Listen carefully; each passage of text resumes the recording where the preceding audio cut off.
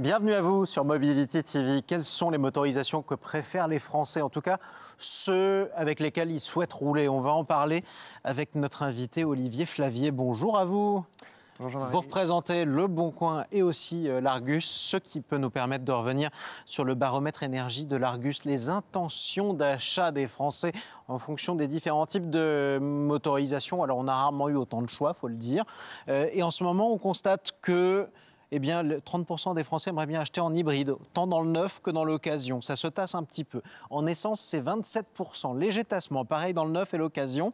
Remontée assez nette du diesel à 19%. Vous nous direz si c'est plutôt sur l'occasion ou sur le neuf. J'ai une petite idée sur la question. Et l'électrique tend à se tasser, ce qui est dans l'air du temps aussi, à 17%. Qu'est-ce qu'on retient comme premier enseignement de tout ça? C'est le diesel qui remonte?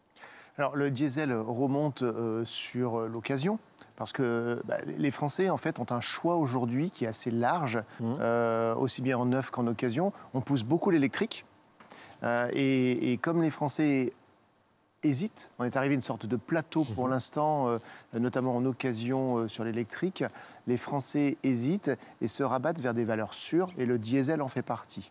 Alors, il en fait partie pour une certaine utilité, évidemment. Ça concerne moins les habitants des grandes agglomérations, puisque le diesel en est petit à petit chassé. On peut noter quand même la domination de l'hybride. Est-ce que c'est une surprise ou pas? Alors, la domination de l'hybride, c'est depuis 2 ans. Lorsque les Français ont des hésitations sur l'électrique, et que de l'autre côté, le diesel n'est plus en odeur de sainteté dans le futur, et qu'ils se disent quand même que l'électrique est une bonne chose pour eux, les Français se rabattent vers l'hybride qui est un bon compromis. Ouais. Alors, après, il faut faire attention, à l'intérieur, vous avez l'hybride rechargeable et l'hybride non rechargeable, ce qui change tout. Toute la question qu'on pourrait se poser ou qu'on s'est posée pendant 2 ans, c'était est-ce que l'hybride est en train de servir de sas pour les Français qui hésitent encore à passer au tout électrique ou pas? Le tassement de l'électrique semble montrer que non. En fait, le Français, dans l'hybride, recherche plutôt l'hybride que l'hybride rechargeable. Oui. Parce que beaucoup ont essayé l'hybride rechargeable, se sont aperçus qu'il fallait recharger la voiture, mais comme une voiture électrique, et qu'il n'y avait pas toujours les installations. Certains se sont amusés aussi à ne pas recharger la voiture et ne rouler que sur la partie essence, ce qui, d'un point de vue écologie, est absurde. Vous consommez beaucoup en même temps. Donc, ils se rabattent vers un compromis. Qui est l'hybride non rechargeable. C'est l'électrique avec ses avantages sans ses inconvénients. On ne s'arrête pas 3 quarts d'heure pour recharger, par exemple. C'est ça le plus pratique. Exactement. Effectivement. Et ça se constate maintenant sur l'occasion aussi ou pas? Alors, tout à fait. Sur l'occasion, on a vraiment des achats, donc les achats forts. Aujourd'hui, d'ailleurs, sont l'essence, même devant le diesel. Donc, c'est en train de basculer. L'année dernière, on avait encore plus de demandes en diesel qu'en essence. Aujourd'hui, ça a basculé. Il y a plus de demandes en essence qu'en diesel. Mais ça se joue à pas grand-chose. Donc, on est vraiment... Ça, c'est le cœur du marché. Et après, l'autre demande qui augmente beaucoup, c'est l'hybride. Effectivement, l'hybride, ça représente chez nous à peu près 10 à 15% aujourd'hui des demandes, ce qui est beaucoup sur ce marché-là. Et encore une fois, l'hybride devant l'hybride rechargeable et devant l'électrique. Bon, ça veut dire en tout cas, quand on regarde ce baromètre, que le diesel n'est pas mort pour l'instant, en tout cas sur l'occasion, et ça c'est important de le constater. Parlons maintenant des prix. L'évolution des prix envers les particuliers notamment. Est-ce que ça augmente ou pas? Alors, les prix dans leur ensemble sont en baisse. Et ça, c'est porté par les professionnels de l'occasion qui ont commencé à faire baisser leurs prix il y a plusieurs mois. Il y a à peu près 6 mois et encore plus depuis 3 mois. Ce qui se passe, c'est que, pareil, on a une fragmentation entre l'électrique et le non-électrique. Les voitures électriques ayant un peu plus de mal à se vendre et en même temps, les constructeurs ayant mis des nouveaux prix de vente plus bas pour certaines marques.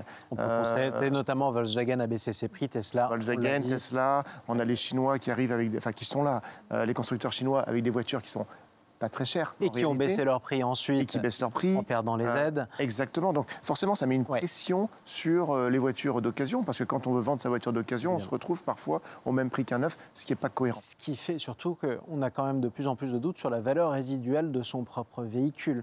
C'est-à-dire que si les prix du neuf passent leur temps à jouer au yo-yo, c'est ce qui s'est passé, c'est compliqué de savoir ce qu'elle vaut. Oui, c'est extrêmement compliqué. On a eu beaucoup de débats avec nos experts automobiles côté Argus, cette fois-ci, il y a 2 ans. Même 3 ans, quand on voulait fixer le prix des valeurs résiduelles en véhicules électriques, on avait beaucoup de freins de la part de nos clients, constructeurs notamment, qui disaient bah non, la valeur de l'électrique sera très forte. En théorie, c'est vrai. Oui. En pratique, il fallait anticiper l'arrivée des véhicules asiatiques qui ont tiré le marché vers le bas. Il fallait aussi anticiper le fait que, comme les voitures sont sans cesse renouvelées en technologie, on se retrouve avec une valeur résiduelle de la voiture électrique d'il y a 3 ans plus basse en valeur que l'on pensait au départ. En d'autres termes, c'était vrai, mais toute chose égale par ailleurs, il y a toujours quelque chose qu'on n'a pas prévu. C'est ce qui s'est passé manifestement. À quoi on peut s'attendre dans les années qui viennent ou dans les mois qui viennent? C'est toujours difficile de vous poser cette question. Sur les valeurs résiduelles électriques, ce que l'on se dit, c'est qu'on n'aura pas beaucoup de changements par rapport à aujourd'hui, c'est-à-dire qu'on ne verra pas, dans les mois à venir, des valeurs résiduelles remonter. Oui. En électrique. On ne voit pas pourquoi, puisque les technologies en électrique continuent d'arriver, les prix continuent de baisser en neuf. Je ne vois pas pourquoi on aurait une valeur résiduelle. Vous êtes presque en train de me dire que ça vaut le coup que j'attende encore quelques mois avant d'acheter ma voiture électrique d'occasion?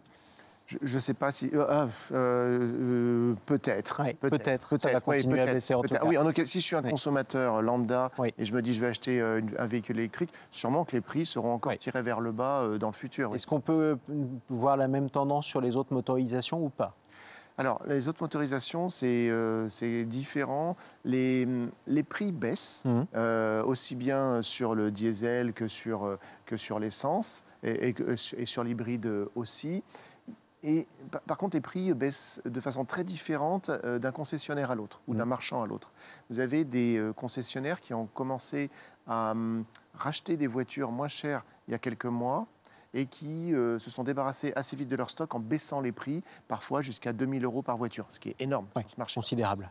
Considérable. Et puis d'autres n'avaient pas les moyens de le faire ou ne se sentaient pas prêts à le faire, donc ils sont restés avec leur stock et aujourd'hui, ils ont des difficultés et ils ne sont pas prêts à baisser leur prix parce qu'ils ne peuvent plus le faire techniquement. Et donc ceux-là sont coincés. Et ceux-là sont coincés. Et c'est pour ça qu'aujourd'hui, on a un marché à 2 vitesses. On a des clients qui ont des très bonnes rotations de voitures parce que les prix continuent de baisser et ils accompagnent le marché avec les achats qu'ils ont faits, et d'autres qui ne peuvent pas le faire et qui sont scotchés avec et qui risquent de se retrouver pris à la gorge. En tout cas, on peut le dire pour les utilisateurs, le 1 Français sur 2 qui va sur le Bon Coin tous les mois, les prix baissent sur l'automobile d'occasion et ils devraient continuer à baisser légèrement. En tout cas, c'est ce à quoi on peut s'attendre. Et ça fait du bien d'avoir ce genre de nouvelles quand même. Oui, alors après, on n'est pas revenu au prix d'avant-crise d'il y a 3 ans. Mais néanmoins, les concessionnaires font un très bon travail actuellement. Ils baissent les prix, ils ont réduit aussi leurs charges en général. Comme ça, ça leur permet de rester sur le marché. Ils ont le financement à trouver, qui est compliqué pour eux aujourd'hui. Mais les rotations de voitures, en tous les cas, reprennent de l'allant au fur et à mesure. Et on peut le constater sur le Bon Coin. Merci Olivier Flavier. Et à bientôt à vous tous sur Mobility TV.